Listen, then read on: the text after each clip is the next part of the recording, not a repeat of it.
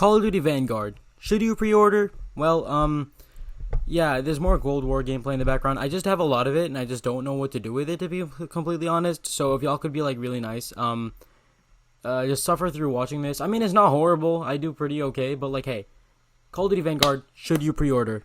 Short answer, it depends. The game plays like Modern Warfare 19. It's actually a very enjoyable experience from what I've already had, but I'm going to tell you this right now. If you have a last-gen console that does not have 270 free gigabytes, do not pre-order Vanguard. You're better off waiting until later in the year when you get a next-gen console, or you get an extended storage and the next-gen console, and then get Vanguard. Because I think generally it's a better Call of Duty than Cold War, and probably a better multiplayer experience than Modern Warfare.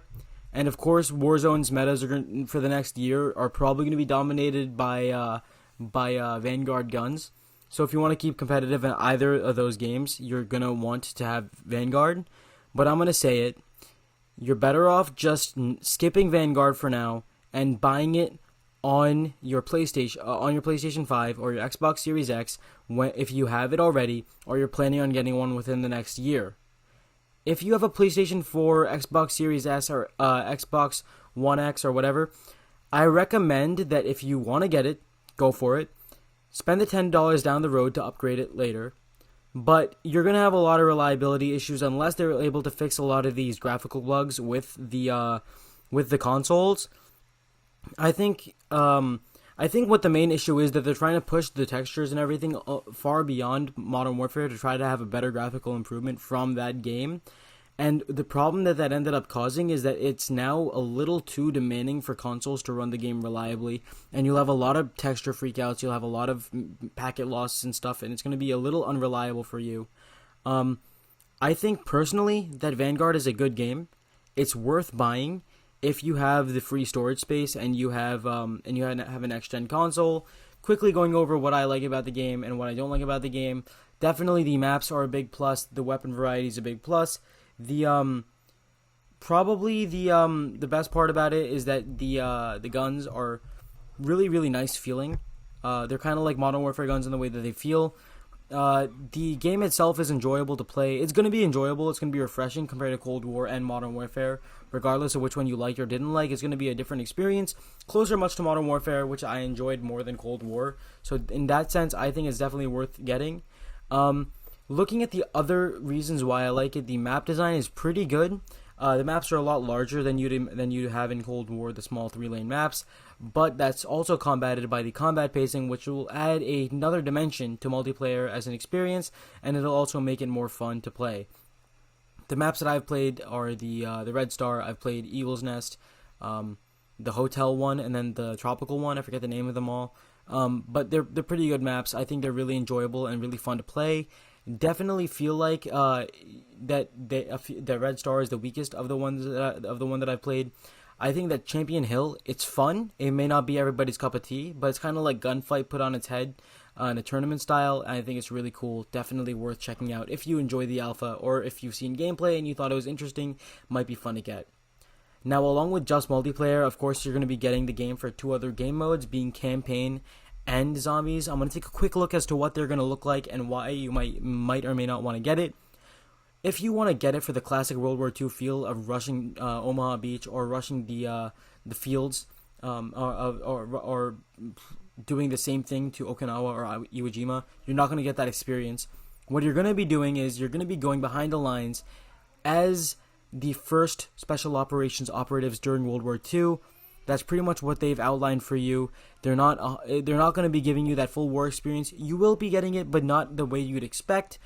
It's definitely a lot more covert ops, that sort of stuff, World War II style. And I think that's very cool. It's a very cool concept, kind of like Modern Warfare. It is going to be the best way to describe it. Now, because of that being like relatively self-explanatory, I want to switch gears and talk about zombies. Zombies is going to be a prequel to the Cold War storyline, so definitely going to talk about Project End Station. If you guys care at all about the zombie storyline, it's going to talk about that. The Soviets discovering it and what they experimented on. It's going to be pretty much really similar in the way that it plays to Cold War zombies, but with the engine of Modern Warfare, but with a lot of the features that Cold War has. And personally, I'm a fan of Cold War zombies. A lot of hardcore fans might not be. That's another thing that's up to you guys. But it's being developed by Treyarch, meaning that it could definitely be a very, very good zombies experience because it's Treyarch. Now, another thing is with Treyarch leading development, we could most likely, or hopefully, be seeing Zombies Chronicles 2, remastering all of our favorite maps from the Victus crew, being Buried, Dire Eyes, Transit, all of those being remastered on a better engine to be more fun and easier to play, and you could definitely experience them cross-gen with your friends, and cross-gen and cross-platform. And it's going to be an overall really fun experience if that ever comes out. I hope it does. Mob of the Dead Remastered would be super cool to play, especially with the Modern Warfare feel. It would just be an absolutely mind-blowing experience. I'm a huge fan of zombies, and since Treyarch's developing it, I think that's the reason why I'm definitely looking forward to zombies this year. That's why I'm going to get Vanguard. So I've pretty much talked about pretty much everything here. I've talked about the zombies, the campaign, the multiplayer. I think a lot of people, when I say that it has the Modern Warfare engine, a lot of people that didn't like Modern Warfare's multiplayer will get sort of turned off by that. Don't be. What you loved about Modern Warfare is what the engine does. It takes care of the way that the guns feel, the way that they look, the lighting, the design of the art. Pretty much the smoothness and the way that it looks and feels is all responsible of the engine. What the engine does not do is that it doesn't make the game feel the way that Modern Warfare felt in the sense that it's not responsible for the maps, it's not responsible for the time to kill, although that could be tweaked with the engine. As you'll see in Vanguard, the Vanguard time to kill is a little faster. But moving on, it's not responsible for the map design, it's not responsible for the way that the people play, obviously, it's not responsible for campers and any of that stuff. That's all Modern Warfare's flaws that you'll definitely want to point out if you play both games. But Vanguard is going to feel really good. It's going to have a better time to kill. It's going to be a overall more fun multiplayer experience that's going to bridge the gap between Cold War being a little more old school style, but also being it's going to feel like it felt like a downgrade coming from Modern Warfare, and Vanguard is going to feel like a step up in a step in the right direction. I think it also goes without saying that a huge plus will be the absolutely new Warzone map and the also new anti-cheat. It's going to make Warzone a lot more fun and fresh to play. It's going to feel super exciting. They might have to do away with Rebirth Island, unfortunately. I am one of those Rebirth fans. But I will be definitely looking forward to play on the new Warzone map in the Pacific. And of course, coming with that, it's just going to be a new way to play and a more fun way to play. And because of all of that, I genuinely think Vanguard is going to be worth buying. I don't see a lot of downsides to it besides for the Battlefield fanboys. If you're debating Battlefield versus CoD, I just want to say it's an uneven comparison because like 100+ player game mode with jets and tanks and all this stuff is not comparable with the 6v6 small scale combat game mode.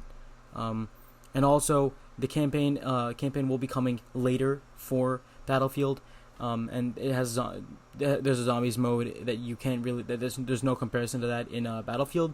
So those two games, I don't think it's a fair comparison. I think they're both going to be great games. Unfortunately, the situation with Battlefield is that it got pushed back, which I think is a responsible decision on EA DICE's part. It's better than pushing out the release that Vanguard's doing, but hopefully they can get a lot of the bugs under control. Again, I'm not going to take a side in Battlefield versus CoD because I think it's a kind of a fruitless argument. You're not really doing anything, and it's not really a smart conversation to have. But yeah, I think Vanguard's going to be worth getting. Maybe not pre-ordering until you play the beta yourself and get your own ideas to what you think it's going to play like. But yeah, that's pretty much all I have to say. Thank you all for watching. I've been Captain Titan, signing off.